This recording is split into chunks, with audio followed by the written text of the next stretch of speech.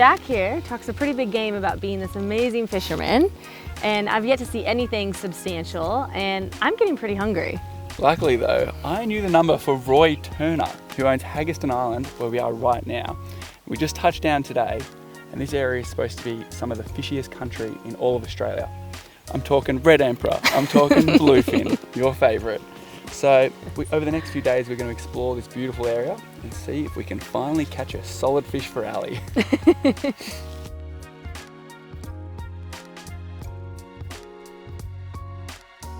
I'm Roy Turner. We're at the top, nearly at the top of Cape York, only 100 miles down from the tip. We're on a little island called Haggerstone. We've been here for 33 years. When we came here, there was nothing, and now there's what we have now, which is a small resort. Well, I was in New Guinea when I was young for 7 years, and I loved it, and I missed it. And I wanted to get a place that was back somewhere close to that or nice. And this isn't New Guinea, but it's up near New Guinea, and it's got the same wild thing, the same lack of people presence, which I was really after. Haggerstone was really the ultimate choice, but I didn't find it straight away. I went and looked up at TI.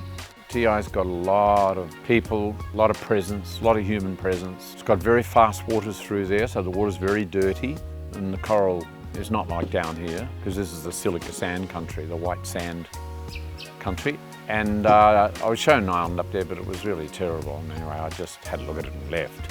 And then I was told about this island possibly being available. Well, probably our staple diet here is coral trout and red emperor.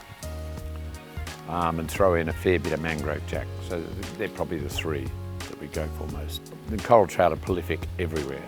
The same with red emperor. They're prolific everywhere.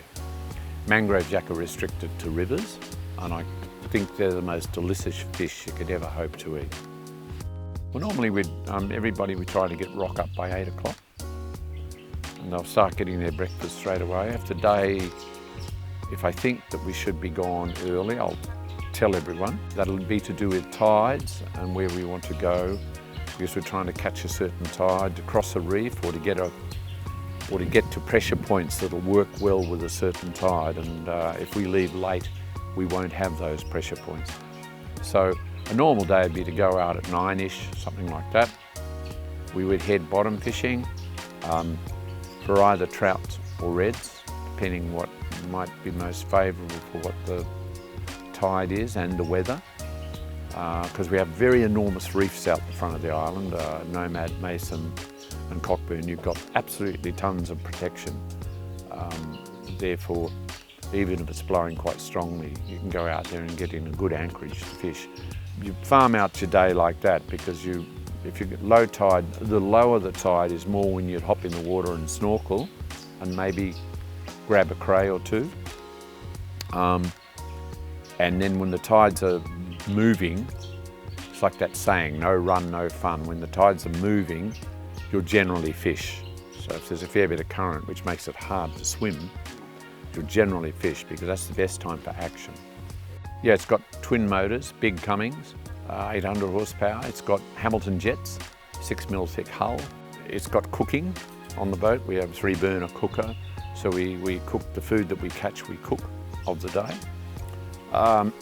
It's fantastic in weather. It's being a jet, it can travel in 500mm of water, as long as you know the area well and you know it's sand. If it's rock, obviously you'd want more like 0.8 of a metre, but it's very good for shallow travel and getting people in closer to shore when you come back if the tide's low, and very good for getting out of shallow areas where you might have to rub the bottom a bit to get out. It can turn on a sixpence, being a jet, so perfectly suited for here. And it's got everything you need nowadays, which is pretty complicated for a survey. It's a 12+2, so we can take 12 passengers plus 2 of us. So terribly good in the weather. 25 knots straight on the nose. You can do 17 to 18 knots straight into it. Economy, it's 1 nautical mile, you'll use 4.5 litres.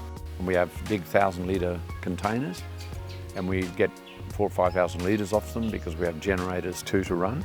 Electronics are all Furuno, so it's got obviously GPS. That's a kilowatt sounder, so it's quite a powerful one, and they're good quality ones. Seeing people really have an incredible good time. really appreciating the food, appreciating the adventure.